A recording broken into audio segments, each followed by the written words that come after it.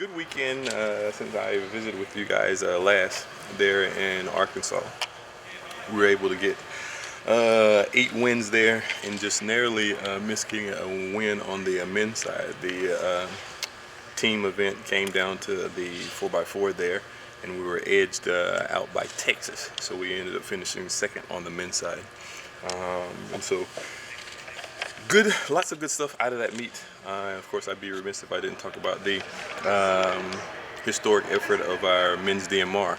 You know, for those guys to go out there and set the collegiate record in that event says a lot about what Coach Thomas is doing with our men's distance program, and those guys, a lot of the belief and buy-in that they have in him and being able to get it done. Because the people that they beat, those are legends in the sport of track and field. They have comprised former collegiate records in the NCAA. So kudos to those guys, and couldn't be happier for them and their coach.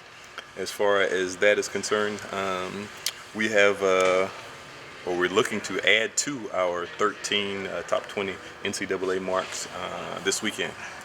In Albuquerque, the sprinters and jumpers and throwers will go, and then the distance guys there in Seattle. So looking forward to that this upcoming weekend and see what we get. Speaking of that GMR team, all those guys still need to get qualified in their individual events. Is that something you anticipate is going to happen this weekend, and do you need that to happen this weekend so the MPSF doesn't come around and you're still looking for qualifiers? I would take it last week. The sooner the better, but of course that is the plan for them to go up there and get qualified in some individual events as well. Looking at how Cooper competed this past weekend, I mean, what's he just been able to bring? I know coming into the cross-country season, he was saying, the summer off had really helped him a lot. I mean, do you get the sense that just he's maybe a little more fresh even at this point in the season than he's been? I think he's a little more seasoned.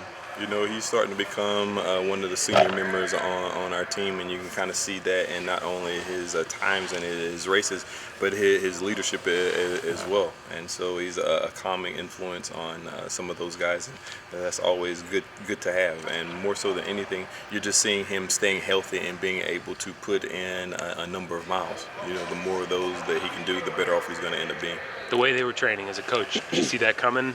That kind of effort? I would have never guessed that fast, that early. Like we had talked a lot about, is the Arkansas meet too early to get the DMR qualified? And of course, if you look at our history, we've kind of always used that first team trip to get that event is specifically qualified, because oftentimes we don't get to go as a full group to one site.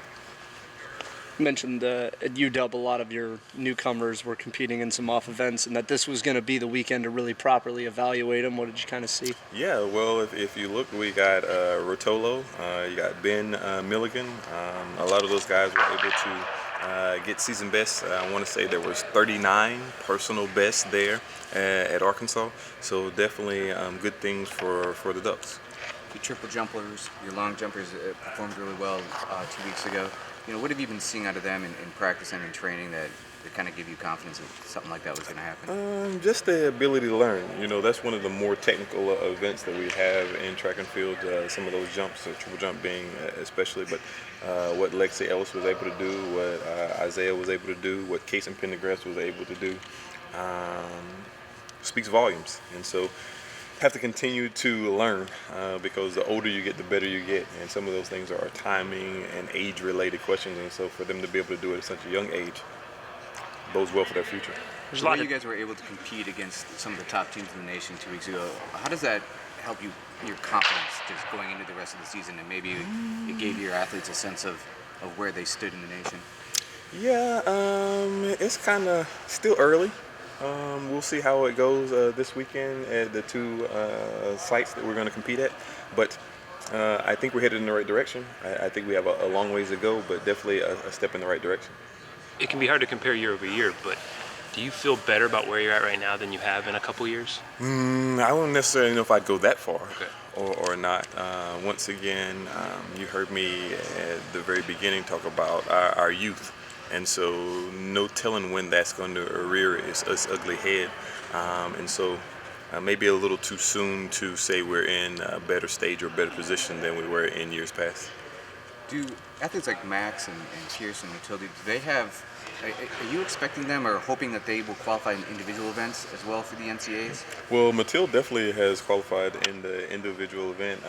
The plan was for Max to do the same thing. Some unfortunate events there that didn't allow that to happen. So we'll definitely be looking at trying to make another attempt for him there at MPSF. You know, he'll go and work on some individual events this weekend, but then we'll have another shot at it there at the MPSF. Anything else, guys?